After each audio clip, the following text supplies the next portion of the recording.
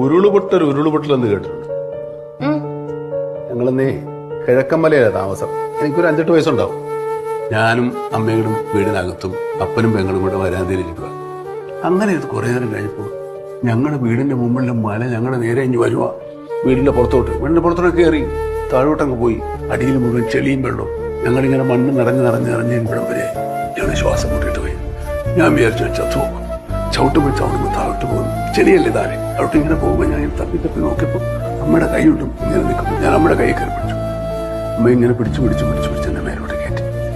അങ്ങനെ നേരെ വെളുക്കുന്നവരെ അമ്മ നിന്നു. അമ്മ എങ്ങനെ നിന്നു എനിക്കിപ്പോഴും അറിയത്തില്ല.